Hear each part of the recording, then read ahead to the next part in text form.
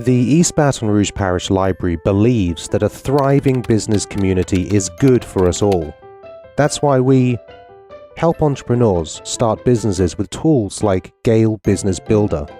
Keep commerce rolling by providing access to computers, printers, and free Wi-Fi at 14 branch locations. Get a library card. Grow your business at ebrpl.com/business.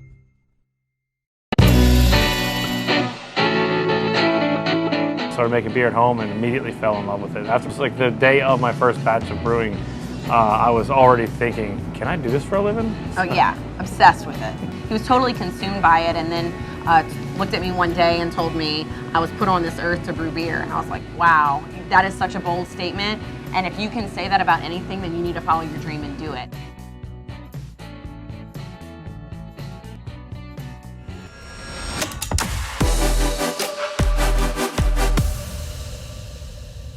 Good morning and welcome to Strictly Business. I'm your host, Penny Font. This webcast features conversations with Louisiana's most influential CEOs, entrepreneurs, and community leaders, with the goal of providing insights, ideas, and inspiration to help you and your business grow.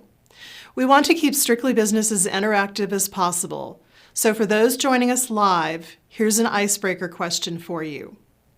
Submit your vote in the comments, and the results will be posted at the end of the webcast.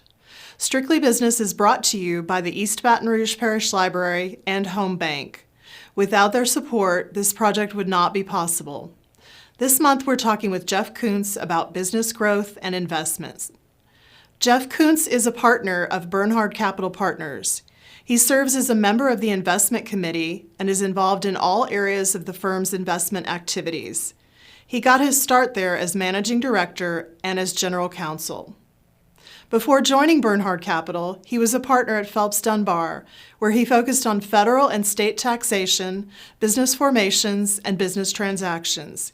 He is a leader and advocate in the CPA and legal fields and has taught at both the LSU Law Center and E.J. Orso College of Business. He's currently chairman of the Baton Rouge Area Foundation and has been involved in numerous community organizations. Jeff, welcome, and thank you so much for being with us.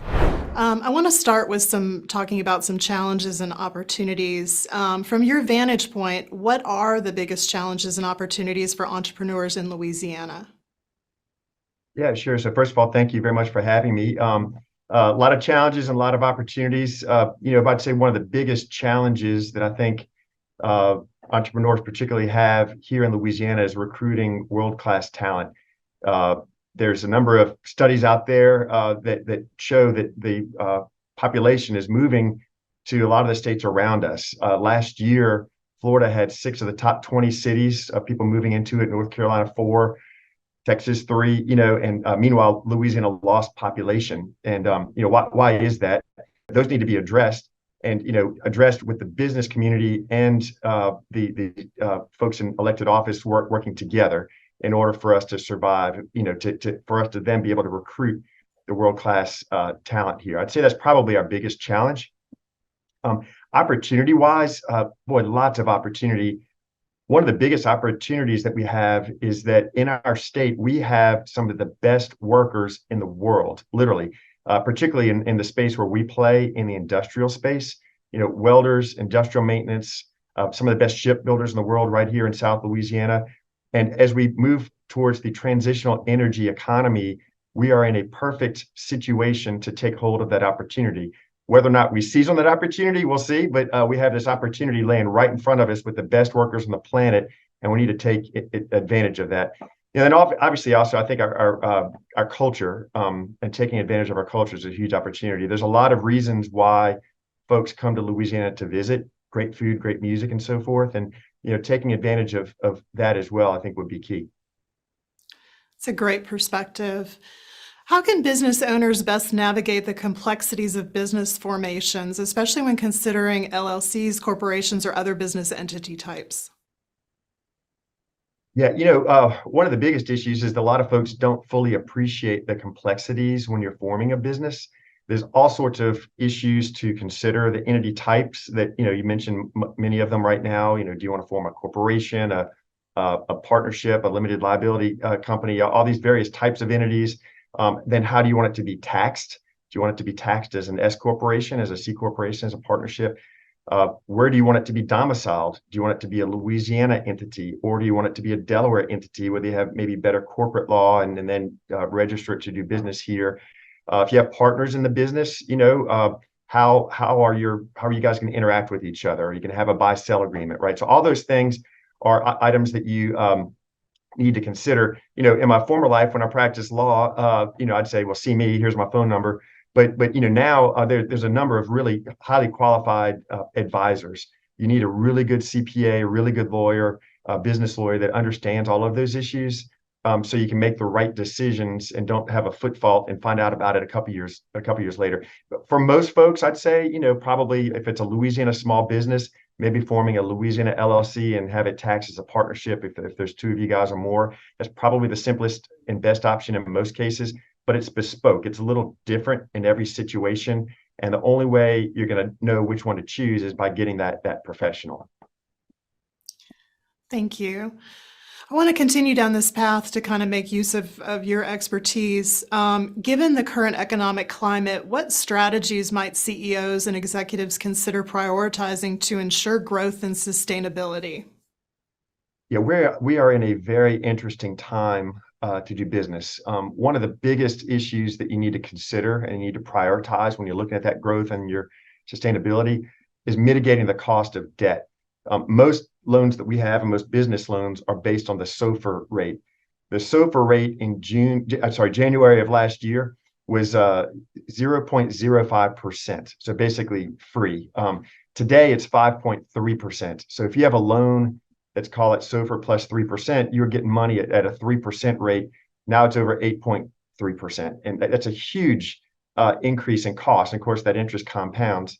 It has not directly immediately affected many businesses because they may have a loan with a 2-year term, 3-year term, 5-year term. But when those loans mature with that interest rate under that old rate, that interest that was on a loan that was formed before the interest rates went up, once it matures, they're going to have to look at the new rate. And so you have to take that into account when you're planning as you move forward. Also, commercial banks have tightened their underwriting criteria. So it's a lot harder to get a commercial loan. So a lot of folks have to go to private lenders, and private lenders are great. They're more flexible, but they're also more expensive. So managing and minimizing debt should be one priority. Separately, inflation, these are somewhat intertwined, but managing the effects of inflation is a huge issue. The trailing 12-month inflation peaked at over 9% in June of last year. It's been years since we've had inflation that high. It's still at 3.7%, which is still a little bit high compared to where we've been. But if you're doing business and you agree to perform a contract at a fixed price and then your costs go up, well, that's a problem, right? You may have had a pretty good profit margin, but now you're losing a whole lot of money. Thank you. In what ways have the trends in business transactions evolved over the years, and what should businesses be cognizant of in the coming years? Yeah, good question. Gone are the days of free money. It was never free per se, but very cheap money that was easily attainable. That's gone, and I don't think it's coming back anytime soon. And so over the last decade, a lot of industries in particular, for example, the tech industry, they were growing at almost any cost, right? They were worried about their top line, their revenue, and not so worried about their bottom line. They're just trying to capture the market so that one day they'll become profitable. Well, the day of reckoning is here, right? With the cost of interest that we just talked about, you have to focus on your bottom line. So previously, a lot of businesses were just focused on top line. Now, really bottom line, you got to make a profit. And so that's really one of the biggest things that's evolved, particularly over the last couple of years. And that's really what businesses need to be cognizant of as we move forward. Great information. How do you foresee the future of private equity and investment in the next decade, especially in light of technological and economic shifts? Yeah, the private equity industry has changed a lot, especially over the last decade, grown tremendously. In the short term, the industry as a whole, there's going to be some bumps. The Wall Street Journal recently had an article that show that private equity exits are at the lowest point in over a decade, even though private equity as an industry holds a lot more assets than they did a decade ago. And it's 50%, half of what it was last year at this time. Private equity acquisitions have also fallen dramatically. It's actually down 21% just in this quarter compared to the last quarter. And so, short-term bumps for sure, just like the investment industry as a whole. But over the long term, over the next decade, private equity is going to continue to rise. It's a very efficient way to make investments, particularly for institutional money. And it has a lot of distinct advantages over the public market that you just can't get by investing in public companies. But it's gonna be a while before we see that free money again. Yeah. Good information. Good to know. What common legal or tax pitfalls entrepreneurs might want to consider in starting or scaling a business? Yeah, so when you're starting off, the probably most important thing is to have a clear business plan. Know who you are and what you do, and I'd say more importantly, know who you're not and what you don't do. And you need to, the whole Keynes thing, one love, right? Know what you do, be really good at it, and that's what you do, and don't do all this other mess. That's probably the most important thing. If you're going into business with some other folks, having clear partner alignment, and then what happens if you disagree, get all that vetted out. At the beginning, everybody's kumbaya and, don't worry about it. We're all friends. But, things are going to go awry at some point, and you need to have alignment and some contract really in place so that if things and when they go awry, that it's pretty clear as to what's going to happen. So that's kind of starting out. As you scale, if you have that, culture where you know what you're doing and you know what you're not doing, as you scale, you need to have the controls in place to maintain that culture that made you so successful. And then also scaling requires a lot of capital. You may not think about this, but if you're growing at a really rapid rate, it's going to take a lot of capital. And so, looking at how you acquire that capital in a perfect world, if you're the business owner, maybe hold on as much of that equity as you can, but bring in some other investors or some financing. But the big thing is to keep that culture in place that made you so successful to begin with. Absolutely. Shifting a little bit, again, how do you view the interplay between state and federal taxation, especially for businesses operating across multiple states, which we have a number of those in Louisiana? Yeah, we certainly do. Well, from an income tax perspective, most states kind of piggyback off the federal tax system. So rather than reinvent the wheel, you kind of start off with, whatever's taxable under federal law, we're going to do the same thing here. But then pretty much every state then makes some modifications. And that's kind of the way that Louisiana does theirs. But amongst the various states, there's different tax rates. In fact, there's some states that have no income tax. And so how you allocate and apportion, which are kind of terms of art between the various states is key. And understanding how they're allocated and apportioned is really important when you're operating a business. Outside of income taxes, there's all sorts of other taxes that you may not think about until you get into business. There's sales and use taxes, there's property taxes, there's excise taxes, et cetera.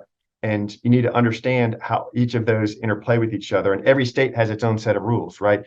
So the only way you're going to ever get your arms around all this is to get some top drawer consultants, going back to having a great CPA, a lawyer in the right circumstances, but that really good business consultant. You don't have to be an expert in every one of these areas, but you do need to know that these issues exist and seek the guidance of a really good professional to help guide you through that, because it's awfully complex. Very good advice. In light of your work on the Louisiana Civil Law Treatise, what unique challenges and opportunities do Louisiana businesses face when it comes to LLCs, corporations, and other business entity types? Yeah, great question. So one of the things to be careful of is, if you have an entity that is a flow-through tax entity, which is generally partnerships or a disregarded entity, I'll spare you the taxes here, but the short version is there's entity types that where you don't pay taxes at the company level, it flows through to the partners. And this creates sometimes what's referred to as phantom income, right? So you're taxed on the income, even though you may or may not receive the cash in sufficient funds to even pay your income taxes on it. So you need to be careful of that. Louisiana specific, I'd say, Louisiana is like many states, does not have a ton of case law on business law disputes. Delaware is kind of, the go-to state, and they have a very developed judicial system and case law. So if there's any question on a particular issue, if you have a Delaware entity, and especially if you have a contract and you say Delaware law is going to apply, you'll be in pretty good hands because you kind of know what's going on. In Louisiana, we just don't have that. And so that's just something else to be aware of. I'm not suggesting everybody form Delaware entities or suggest, that Delaware law apply every time. But depending on what you're doing, it's something to consider that if you do have a dispute and you have a Louisiana entity or a Louisiana venue or Louisiana law applying, then there may not be a clear answer already from another case. How have tax reforms in recent years impacted the strategy of private equity and investment firms? Yeah, so a couple of years ago, there was a tax provision on a federal level, specifically directed towards the private equity industry. It really has not affected us a whole lot at Bernhard Capital. What it did specific to private equity is, normally if you hold a capital asset for at least a year and then you sell it, you get a long-term capital gain rate, which is a 20% rate, instead of the ordinary income rate that's 37%. So it's almost double. In the private equity realm, if we sell a portfolio company, one of our investments, there's a 3-year holding period. I say it doesn't affect us a whole lot because we're not buy and flip. I mean, we buy, invest, strategize, maybe pull a couple companies together, and it's normally going to be more than 3 years for us before we are going to have an exit. But beyond just the private equity specific legislation, was COVID legislation and infrastructure legislation that put literally trillions of dollars into our economy. That's part of the reason why we have all this inflation right now, because there's a whole lot of dollars pumped into the economy. But that money was not spent all at once. It was, it's going to be spent over the remainder of a decade or so of time, some of which directly from the federal government, some of which indirectly through the states or other mechanisms. And so, looking at where that money was put and where it's going to be put and investing in those areas, rising tides raises all ships, so even if we don't receive the benefit directly, if we're investing, if we have a company that's in an area that's receiving these benefits, then you're in a pretty good spot. Fortunately for us at Bernhard Capital, a lot of where these incentives went are where we play anyway. It's kind of what we do in the industrial space and the transitional energy space. But I think that's really going to impact the strategy, has impacted the strategy of private equity firms and investment firms, all these trillions of dollars as they're spent over about a decade or so of time. Okay. I want to continue on the topic of investment. What are some factors you take into account in general when evaluating potential investment opportunities? Yeah, so some of the things that we look at, we look to invest in service-oriented companies generally, and we look at companies that provide services that are not discretionary. These are services that have to be performed, generally on infrastructure that has to operate. Hospitals, universities, jails, whatever the case might be. But roads, bridges, things like this. So the services that are not discretionary on assets that are critical, companies that have strong cash flow, companies that are resilient in an economic downturn, especially right now, companies that are hedged against inflation risk. So some companies actually do better in an inflationary environment as opposed to having it hit them from the backside. So also companies that have a high barrier to entry, where once you invest in this company, it's really hard for folks to get in to it. And then companies that have long-term contractual relationships. So you feel pretty comfortable that after you invest in the company, all the customers aren't going to just go away. They have a really close relationship, and really a top drawer management firm. We are investors, and while we have a lot of operators on our team, we don't get involved with the day-to-day management. And so it's key for us to invest with the best-in-class management for any investment that we have. And then I'd say probably finally, we have a blueprint that we have in place before we invest in anything. Going back to the know what you do and know what you don't do. we know what we do by creating these blueprints and proactively decide this is where we want to invest. And so remaining disciplined and only investing in the areas where we think it's a really good investment is the way that we make our determination. Continuing on that a little bit deeper, what are some things to take into account to manage risk in your investment portfolio, especially in those uncertain economic climates that you talked about? Yeah, a lot of it are the issues that we, just talked about. In fact, yeah. So, looking at, for example, if things go really south, we're still going to have our hospitals operating. If our economy goes south, we're still going to have our hospitals operating. We still have to have roads. We still have to have bridges. We still have to have universities. And so, those sectors that are going to continue to operate, frequently government funded sectors, either directly or indirectly, those are the ones that perform extremely well. The energy space, right? We're still going to consume energy even in an economic downturn. And so that's, if you look at our portfolio companies, that's where we have invested. That's where we're going to invest. And they tend to do really well. We're not, economic downturn proof, but we're much more resistant than in other areas of the economy. I want to switch for a moment to community. Given your involvement in various Baton Rouge organizations, how do you view the relationship between business and community? I'm glad you're asking me this question. This is so vital for Baton Rouge and the state of Louisiana right now. We need each other, right? The community has to have the businesses in order to survive, maybe obviously, and businesses cannot keep their employees without a thriving community. It's a symbiotic relationship. We need each other. And I don't know that we've done the best job in Louisiana and even Baton Rouge specifically at working together the way that we should have. There's been examples where we've done a great job, especially after catastrophes, right? So after Katrina, after the 2016 floods, we came together as a community. You need to have the community and the businesses on one page. We know we need to improve the things we just talked about. How do we do this together? How can we as a business community help the government? How can the government best serve the business community and work together as a team as opposed to being split, which seems to be unfortunately the way that a lot of communities operate these days. What do you think are the biggest barriers to reaching that point? I think the biggest barrier is folks keeping themselves in their own bubble and not even attempting to understand the other side.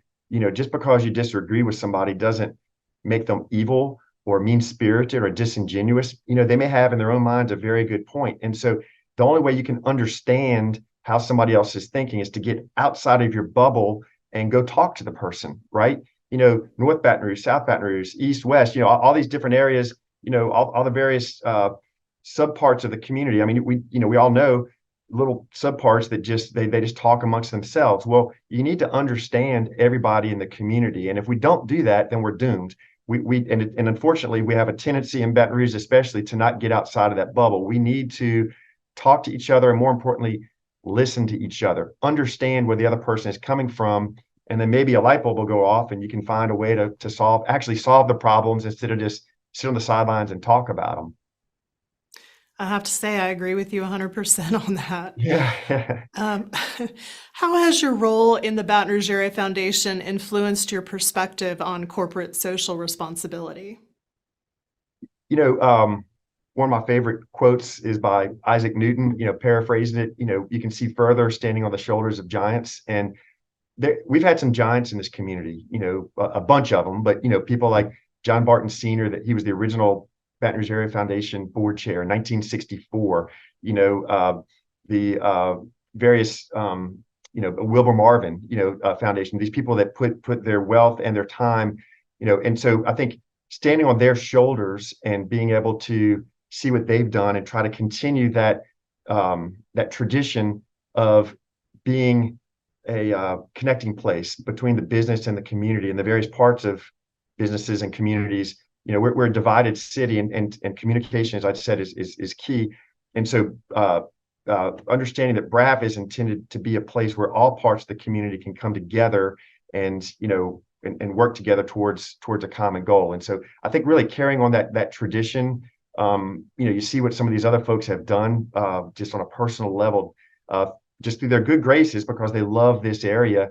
And boy, it really wants you to kind of step up your game and do your part. This is our time right now. What are we doing to help Baton Rouge and improve our community together today? Absolutely. What are the biggest challenges facing nonprofits today, and what are some ways that the business community can support them? Well, I'll start with the obvious one, funding, right? I've been involved with a number of charities over the years, and if you ask just about any nonprofit what's your number one issue, they're going to say, well, we need more money, which is, an obvious way that businesses can help. A couple easy ways to do it. Since I'm involved with BRAF, I'll put in a plug. We have a funding portal for donors that actually goes through, and nonprofits can sign up for this. So you can go through and say, I'm really interested in education in the community. And so it'll give you a list of, you may not know how to help, but it'll give you a list of organizations where you can make a donation and help the area of whatever your interest is. I know, United Way is a good example, great nonprofit organization. And there's many others. These are just examples, but United Way is a good way to help out a bunch of nonprofit organizations through one conduit. I've always thought that one of the best ways for businesses to be involved with the community as well is to financially support the charities where their employees are spending their time. So if your employees are personally, taking their time out, they're sitting on whatever the charitable board might be, well, for the business to encourage that and then support it, you get all sorts of benefits from this. First, you're helping your community by helping a charity. Plus, you get the goodwill of helping your employees, and they feel good because my business is supporting my charity. It's kind of a win-win-win, and then, we really need as businesses to join together for some of these major challenges that are facing our community. There's so many amazing charities out there. You can't be everything to everybody, but for some of these major initiatives, and of course, we've talked about a couple of them already, this is where all the businesses need to get together and jointly try to conquer these major challenges. Some really great advice there. As we wrap up, one final question. Reflecting on your own diverse career, what's the one piece of advice, or maybe two or three, if you prefer, you'd give to an aspiring entrepreneur or executive? I'm a big fan of a book called Good to Great that Jim Collins wrote a little while back. And, in his books, I can't take credit for this. He details a concept that he calls the hedgehog concept. And what he means by that is you focus on one thing and you do it well instead of focusing on multiple things. And that one thing that you pick should have three characteristics. One, you need to be passionate about it. You have to be just excited every day, even on the bad days where you wake up and you're excited to go to work and do whatever that thing is, Secondly, you have to be good at it. Maybe that goes without saying, but you can be passionate about something. I'm real passionate about running sprints, but I'm not a 4.340, right? So you have to have that aptitude. Third, there has to be a demand for it. It has to be a trade that people want to spend money for you to do whatever it is you want to do. And if you can get all three of those things combined, you're passionate about it, you're good about it, people want to pay you for it, you're gonna be successful as long as you put in the hard work. And it's really easy for people to look at folks that are successful. They have the big yacht, the fancy cars, whatever, and say, boy, they have it so easy. They don't understand. There may be some exceptions where people inherit or whatever, but I'm telling you, most people that are well off financially and have been successful from a business standpoint across the board, it's hard work. The employees may put in 8 to 10 hours, they're putting in 14 to 16 plus hours. And if you do all of those things, find those a trade where you can meet all three of those criteria and put in that hard work, man, you're gonna crush it. Great wisdom. I really enjoyed the conversation with you. Thank you so much for giving us your time. We really appreciate it. Well, thank you so much for having me. Have a great day.